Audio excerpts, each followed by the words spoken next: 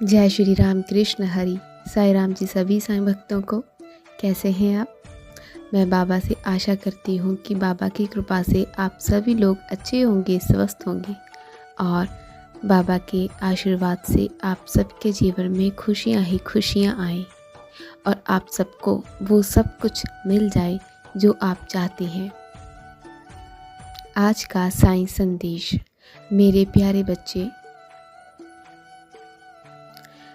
जहाँ तुम कहोगे मैं वहाँ स्वयं आकर खड़ा होकर तुम्हारे सभी कार्यों को करवाऊँगा। तुम्हें क्या लगता है कि तुम मेरा नाम जपते रहते हो और मैं तुम्हारा काम नहीं करवाऊँगा? नहीं मेरे बच्चे, मैं तुम्हारे कार्य को स्वयं करता हूँ।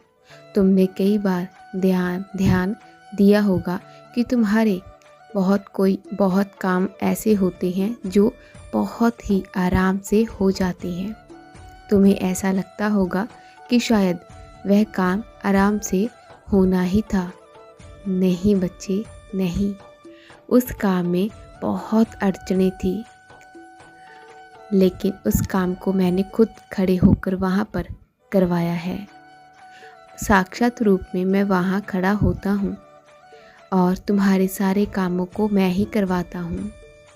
और सुनो, तुम अगर मेरे अंदर मेरी गहराई में डूबना चाहती हो ना, तो जैसे समुद्र के किनारे सब लोग आकर बैठ जाते हैं वैसे मत बैठना, बल्कि समुद्र में डुबकी लगाकर जो उसके खजाने हैं, हीरे मोती जवाहरात, अगर वो चाहते हो ना, तो उसके लिए तुम्हें समुद्र में डुबकी लगानी ही पड़ेगी, है ना।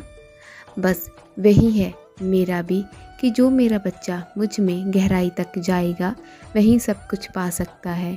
और अगर बाहर ही बाहर से बस ऊपरी मन से मेरी पूजा प्यार मुझे मेरी पूजा करेगा, तो वह कभी भी मेरी गहराई तक नहीं पहुंच सकता।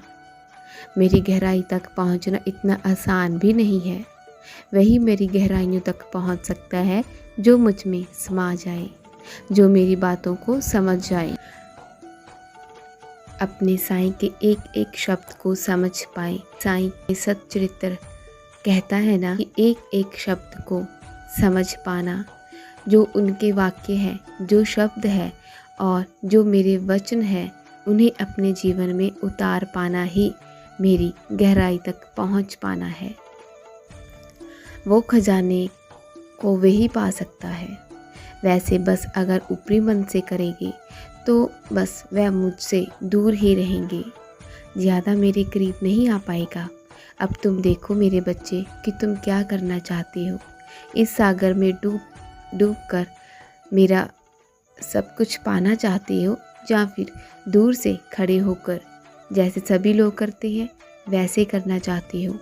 क्योंकि मेरे कुछ विशेष बच्चे हैं जो सिर्फ मुझे ही मांगते हैं, मुझे ही चाहते हैं और वह मेरी गहराइयों में डूबना चाहते हैं, और बाकी लोग तो सिर्फ दूर से ही आते हैं अपनी इच्छाओं को पूरा करवाने। अब तुम क्या करना चाहते हो, तुम बताओ। तुम मेरी गहराइयों में डूबोगे तो तुम्हें वो सब मैं दूंगा जो तुमने कभी सोचा भी नहीं था। मेरे बच्चे सुनो, सुबह ब्रह्म मुहूर्त में उठने की आदत डालो। तुम जानते हो कुछ लोग जो सोते हैं ना, वो सोकर अपना जीवन व्यर्थ कर रहे हैं, अभी ज्ञान के प्रकाश में नहीं है। उन्हें नहीं पता कि सुबह उठने का क्या फ़ायदा है, क्या उन्हें पाना है और क्या वो खो रहे हैं। वह खुद भी नहीं जानते, वह इतने नादान है ना। उन्हें सब पता तो है कि ब्रह्म मुहूर्त में उठने से क्या क्या फ़ायदे हैं, लेकिन उसके बावजूद भी वह सुबह उठ नहीं पाते, क्योंकि उनके भाग्य में, उनकी किस्मत में है ही नहीं। मेरा आशीर्वाद, मेरा खजाना और जो मेरे कुछ बच्चे उठ पाते हैं ना, उन्हें पता है वह रस आनंद, वह मेरा प्यार, मेरा आशीर्वाद, उस प्यार को समझ सकते हैं, वह जान सकते हैं। और जो हर बार सुबह ब्रह्म मुहूर्त में उठना शुरू कर देगा, वह कभी उठना नहीं छोड़ेगा, कभी भी नहीं। वो मेरे प्यार के रस में इतना आनंद भर देगा।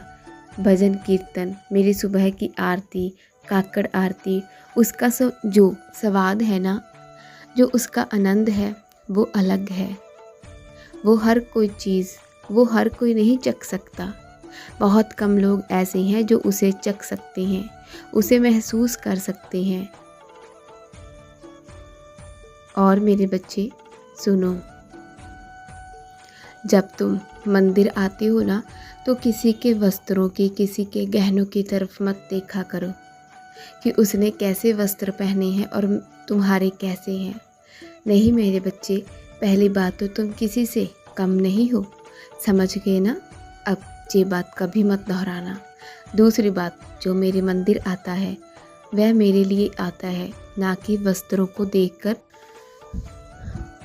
जो दूसरों को देखकर अपने वस्त्रों को तुच्छ समझना, अपने आप को नीचा समझना, ये कहाँ की अच्छी बात है बताओ? अपने आप को नीचा मत दिखाया करो। ये मत सोचा करो कि उसने बहुत अच्छे कपड़े पहने हैं और मेरे पास वैसे कपड़े नहीं हैं। अरे तुम्हारे पास वो चीज़ है जो उसके पास नहीं है। ये कभी सोचा है तुमने? तुम्हारे अंदर सादगी, तुम्हारा पवित्र मन, ये सोचो तुम और वो उसके पास में नहीं है। मेरे बच्चे इस बात को समझो। मेरे बच्चे सिर्फ और सिर्फ मेरे लिए मंदिर आते हैं।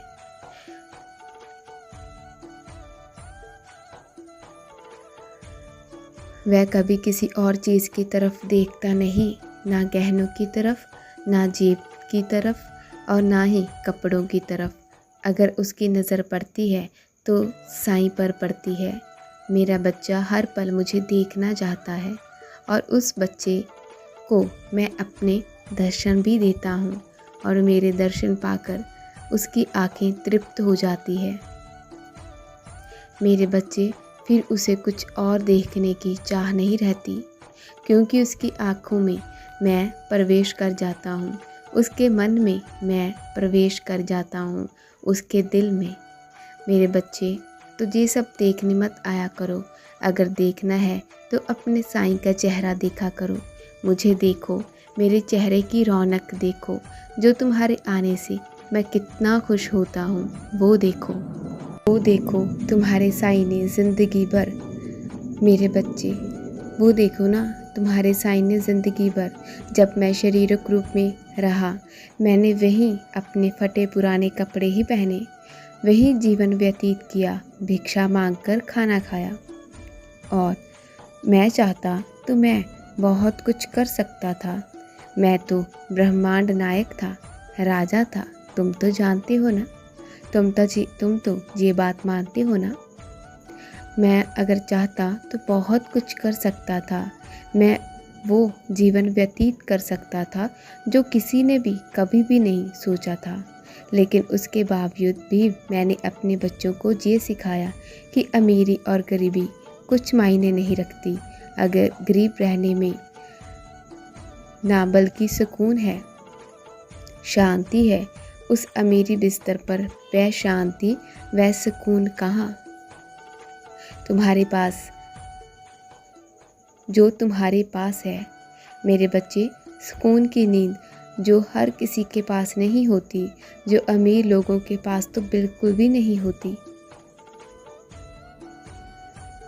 लेकिन वो नींद तुम्हारे पास है। तो जाने दिया करो ना, इन सब चीज़ों पर ध्यान मत दिया करो। और ये मत सोचा करो कि दूसरे बुरे हैं, ये सोचा करो कि मैं बुरा हूँ, मेरे में बहुत अवगुण है और मैं अगर बुरा हूँ ना तो बाकी सब अच्छे हैं, बहुत अच्छे हैं। इस दुनिया में इस नज़रों से दुनिया को देखना है। अगर तुम इस नज़रों से दुनिया को देखोगे ना तो तुम्हें सारी दुनिया खूबसूरत नज़र आएगी। और जैसे जैसे तुम्हारा मन खूबसूरत रहेगा, फिर देखना तुम्हें चारों तरफ वह दुनिया खूबसूरत ही नज़र आएगी। तुम्हें कुछ भी बुरा नहीं लगेगा, सब तुम्हें अपने साईं का ही लगेगा। हर किसी के अंदर तुम्हें अपना साईं नज़र आएगा। वह तुम्हारा दुश्मन ही क्यों ना हो, उसमें भी तुम्हें अपना साईं नज़र आएगा। चाहे वह कितना भयंकर से भयंकर ही क्यों ना हो, तुम्हें उसमें भी अपना साईं नज़र आएगा। और साईं सच्चरित्र को सिर्फ पढ़ना ये मायने नहीं रखता मेरे बच्चे, वह तो तुम एक सिर्फ रट लगाकर पढ़ लेते हो, बस वो मायने नहीं रखता। साईं सच्चरित्र को पढ़ना और उसे समझना बहुत ज़रूरी है। सबसे ज़रूरी है भाव से पढ़ना, सही उच्चारण सही व्याकरण के अनुसार पढ़ना, ये बहुत ज़रूरी है। एक एक शब्द को बहुत आराम से पढ़ा करो। मैं नहीं कहता कि सारा सब कुछ एक दिन में ही पढ़ लो, चाहे एक पन्ना ही क्यों ना हो पढ़ो, चाहे एक वाक्य ही क्यों ना पढ़ो, एक शब्द ही क्यों ना पढ़ो, लेकिन पढ़ो ऐसे कि तुम्हारे अंतर आत्मा में वह उतर जाए, तुम्हें समझ में आए, कि तुम्हें लगे कि हाँ, मुझे अपने साईं की गहराइयों को समझना है, मुझे अपने साईं को समझना है। और वो एक एक शब्द जो साईं ने कहा मुझे उसे समझना है, वह तुम्हारी भावनाएं मुझ तक सीधा पहुंचने चाहिए। बस फिर देखना तुम्हें साईं सच्चरित्र समझ में भी आएगा और मेरी गहराइयों में डूब भी जाओगे। तुम सच में अगर अपनी प्रार्थना मुझ तक पहुंचाना चाहते हो, अपनी भावनाओं के ज़रिए पहुंचाया करो। मेरे साईं सच्चरित्र का आशीर्वाद इसीलिए दिया है क्योंकि उसे समझकर अच्छे से और उसकी भावनाओं के अनुसार ही तुम मुझ तक अपनी प्रार्थनाओं को पहुंचा सकते हो। इसीलिए साईं सच्चरित्र को ध्यान से पढ़ा करो, समझा करो। उसमें तुम्हारी साईं की धड़कनें ही हैं। तुम्हें महसूस होगा कि साईं है, साईं साक्षात वही है। और मैं तुम्हारा साथ कभी भी नहीं छोड़ूंगा। मैं तुम्हारा साईं।